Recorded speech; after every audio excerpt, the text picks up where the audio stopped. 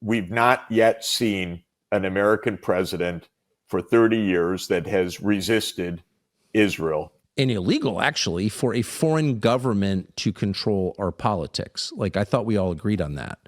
This is not being driven by American public opinion. This is our American political class telling Americans what to believe. And Netanyahu's working overtime to pull us into yet another war. Tucker Carlson and Jeffrey Sachs just revealed how Israel has ruined American politics, why this unholy alliance of sorts with our greatest ally in the Middle East not only robs Americans of their sovereignty, but also deprioritizes their interests and puts us into foreign policy debacle. So let's check this out. Please like the video and subscribe to the channel. The whole issue about Israel is not about Jews, by the way. Exactly. The Jews in the United States completely divided on this issue, as are non-Jews. This is not about Jews. This is about a state and what it's doing right now. It's history and American interest. And I think you said that all extremely clearly. So do you think there's been a lot of talk today about another war with Iran? Do you think that that's coming?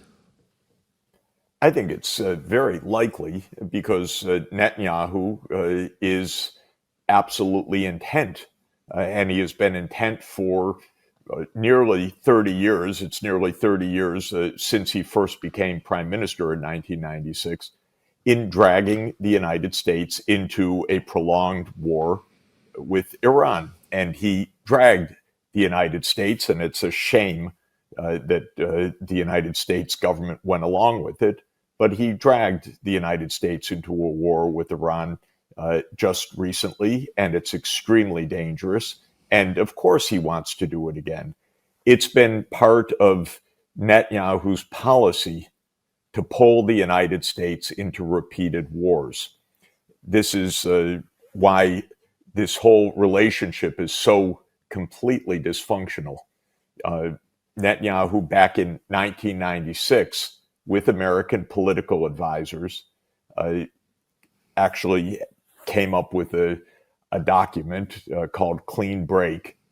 Clean Break is a very strange but very clear statement of what has trapped the United States for nearly 30 years.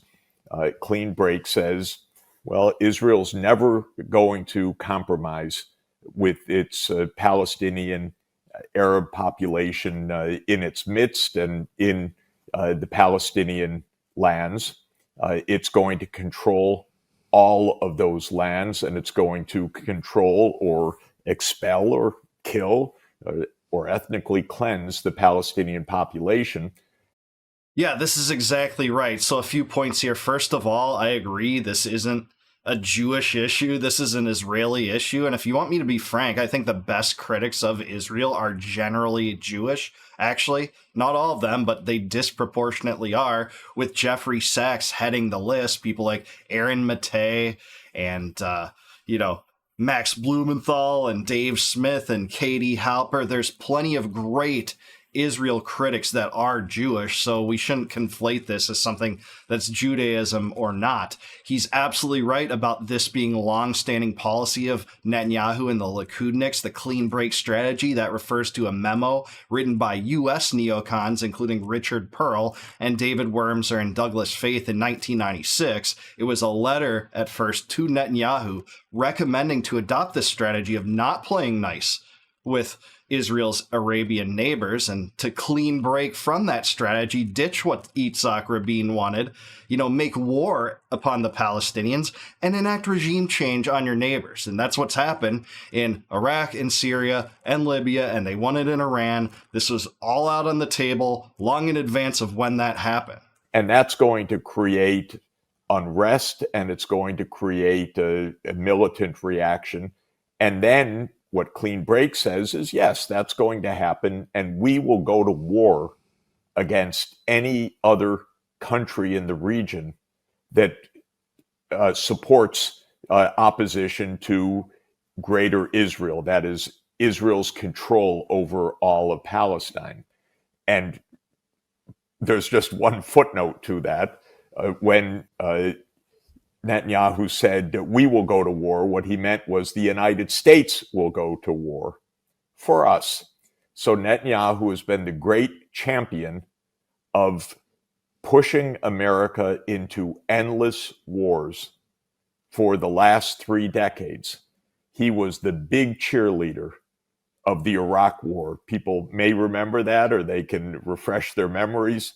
A devastatingly wrong war sold on completely phony pretenses.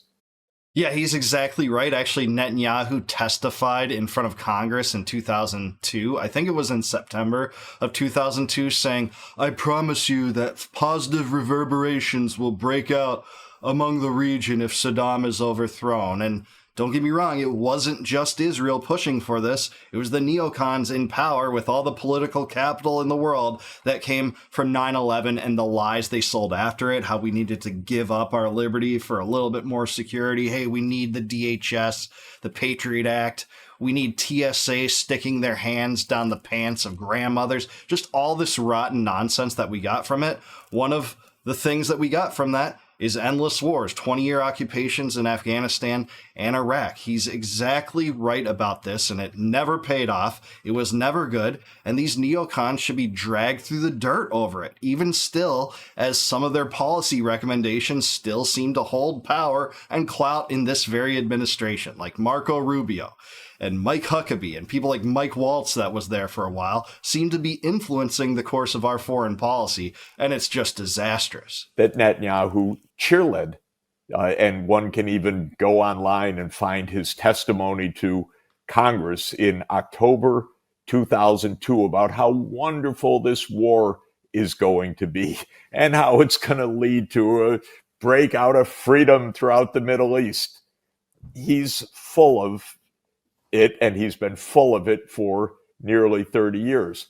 But he has had many wars in sight that he has actually dragged the United States into. The war in Syria, which goes on and started with Obama in 2011, assigning the CIA the task to overthrow the Syrian government, was again at Netanyahu's and Israel's behest. Yeah, and it was literally treasonous. This had the U.S. siding with al-Qaeda, the emir of al-Qaeda, who now runs the country. Jilani, sometimes known as al-Shara now, he founded the al-Qaeda affiliate there. There's a $10 million bounty on his head from the U.S. He fought soldiers, U.S. soldiers in Iraq, and now Trump shook his hand and said he had a strong past. And that was originally an endeavor funded on the behest of Israel, who wanted Assad to be overthrown. Remember all the propaganda about how he gassed his own people, so the U.S. needed to intervene, despite the fact that it had nothing to do with U.S. national security. So guess what they did? They sent $15 billion through the CIA, actually through USAID, the CIA financial wing, to ISIS and al-Qaeda to depose him. They didn't get that until late 2024, but that's exactly what happened. Absolutely extraordinary. The ongoing wars in Lebanon, in Syria, in Iraq, the recent so-called 12-day war with Iran, which was a disgrace and a great danger. Even the wars in East Africa, in Sudan, in Somalia, and in Libya were pushed by Netanyahu as that we need to overthrow regimes that support opposition to Israel's control over the Palestinians. And in 2011, just to take another case, because Obama did double duty that year, he went to war with Syria in a completely weird way of assigning the CIA the overthrow. But he also launched a war against Libya to overthrow Muammar Gaddafi. This was the Obama-Hillary Clinton teamwork to drag America into more wars. This has its roots in Netanyahu's doctrine, which is we will control all of Palestine. this will lead to unrest. It will lead to militancy. It will lead to suffering of the Palestinian people. So what? But it will lead to challenges to Israel. And we will confront those by overthrowing the governments that support the militancy against Israel's control over Palestine. Yeah, this is exactly what happened. 7 countries attacked by Israel following October 7th. It's completely in line with that in the Greater Israel Project, this doctrine that the bounds of Israel's territory will grow. That's why they're carving out new settlements in the West Bank, in Syria and Lebanon. They're hoping for a destabilized Iran to do the same thing. And look at this article by our good friend Dave DeCamp. He wrote an article about the prospect of war coming again with Iran. There is technically a war, but with a ceasefire, with, people from the Israeli government talking about that prospect coming soon. I think it's only inevitable. One of them said, "We are monitoring what's happening in the Middle East and in Iran and preparing for a variety of scenarios and options. One of them is that we may need to act against Iran again," a senior ID official told the newspaper Maris. So this is not just a conspiracy theory. This is being talked about openly by Israeli officials. And the U.S. has played along until today. And I have to say, even though we saw just that tape of President Trump saying that, no, Israel will not annex the West Bank. First of all, don't hold your breath, because we've not yet seen an American president for 30 years that has resisted Israel. And I am still fearful that Trump is the same, because frankly, what we have right now, and Netanyahu said so, Israel's involved in 7 wars right now. It's disgusting. They're all over the Middle East in war. They're in war in Gaza. They're in war in the West Bank. They're in war in Lebanon. They're in war with Syria. They're in war with Iraq. They're in war with Iran. They're at war with Yemen. And so far, the United States has funded, armed, and diplomatically supported all of this. Yeah, that's right. And no leverage is used against Israel, this country that's gotten, I think, about $32 billion since October 7th. They got about $20 billion last year. They gotten about 12 this year. While Americans languish, while healthcare is not exactly affordable, college tuition through the roof, you go to the grocery store and beef is somehow double the price of what it was 3 years ago. That is the ramifications of debt and financing of the debt through the central bank that imposes the hidden tax of inflation upon all of us. They don't even have to legislate that, get legislative approval, none of that pesky business. You can just have oligarchs on the Federal Reserve Board just manipulate the interest rates and print money out the gazoo and finance this madness. And that's what you have. So he's exactly right. This is a major problem, and Trump is beholden to the Israel lobby. I'd go farther than Sachs on that. I'm not afraid that Trump is going that direction. I know Trump has been in that direction his entirety of this term and his first term. When he moved the U.S. Embassy to Jerusalem, he signed the Abraham Accords, he tore up the JCPOA, he pardoned Jonathan Pollard. Over and over and over again, he recognized the Golan Heights as an acquisition of Israel. So we need not wonder about that. It's just a matter of how long Israel's stranglehold on American politics can last, as younger people are fading away from the Israel first mentality. Thankfully, that's my biggest source of hope these days in American politics. Let's hope that process continues. And the United States has absolutely not, and in this government, and it's true of the previous ones as well, not said a word about the state of Palestine, which is absolutely key to peace. There needs to be a state for the Palestinian people, alongside a state for the Israelis. This is international law. It's absolutely obvious to almost every country in the whole world, but the United States listens to Netanyahu. And by United States, I don't mean the people, because just as you said, the American people are against all of this, by the way, by large majorities. This is not being driven by American public opinion. This is our American political class telling Americans what to believe, not what Americans actually believe. Yeah. Americans want the United States to recognize the state of Palestine. The United States public opposes what Israel's doing by large majorities. This is the political class, but unfortunately, it includes the White House and it includes the Congress, and it hasn't stopped yet. And the situation in the Middle East is explosive, and Netanyahu's working overtime to pull us into yet another war. Yeah, that's exactly right. And I'm not much of an international consensus kind of guy, meaning that I don't care how many countries believe something if it's wrong. I believe in something if it's right, for America and prioritizing America. And even above America, my individual state and community above the central government, certainly so. But he does make a good point regarding international consensus and how this is more than a PR disaster. It's a murder spree. But so much public opinion has turned against Israel. And he's right. It's something like 190 countries in the UN do support a Palestinian state. And I'm not big on political solutions whatsoever, but the worst political solution is, by the way, to fund a genocide, which my criminal government is doing in Israel, looking the other way, saying, hey, that's just Netanyahu's decision, bankrolling this madness and, conducting a peace deal that's farcical, that basically was created, ostensibly with inputs from Arab neighbors of Israel. But then after that, Israel and the United States retailored and rejiggered that plan to their advantage. It's just madness.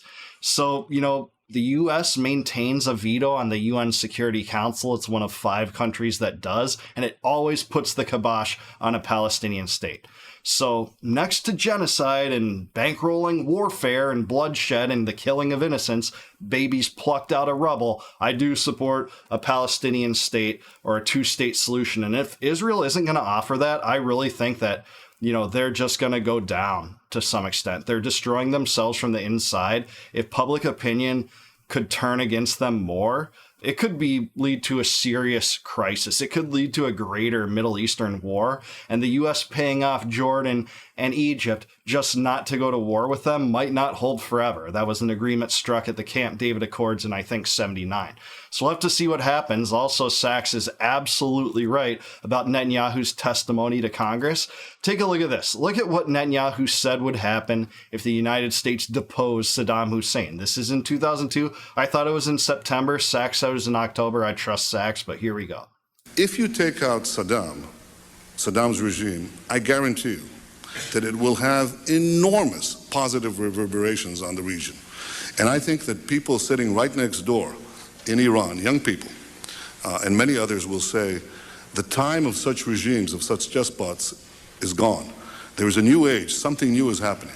And that is speculation on your part, or you have some evidence to that effect? I was asked the same question in 1986. I had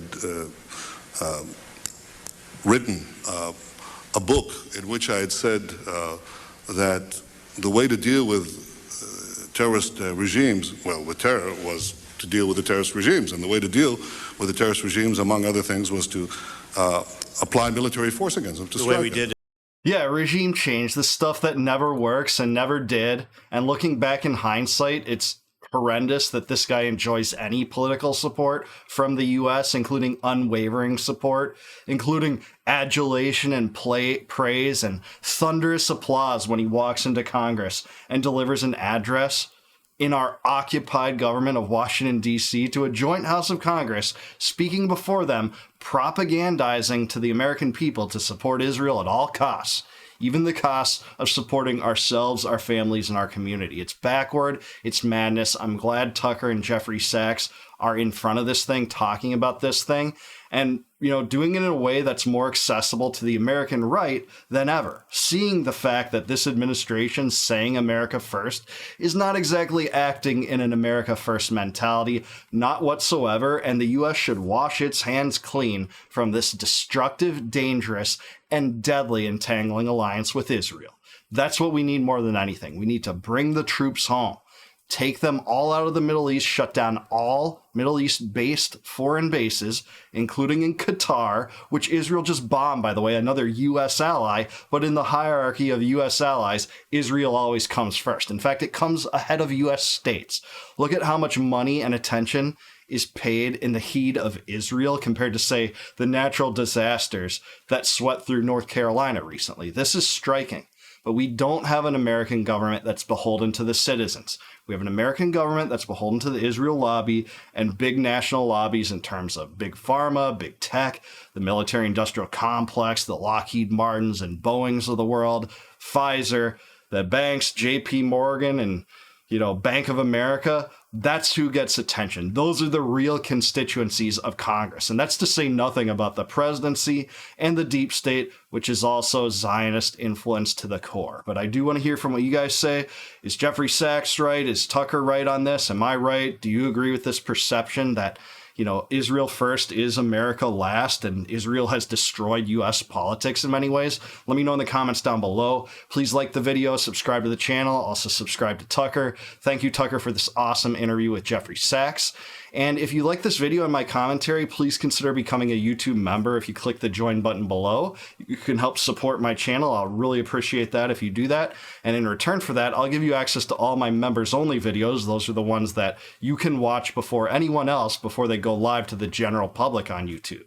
And until I see you guys next time, no more war, no more debt, no more inflation, and no more empire. Peace out, guys. Catch you in the next one.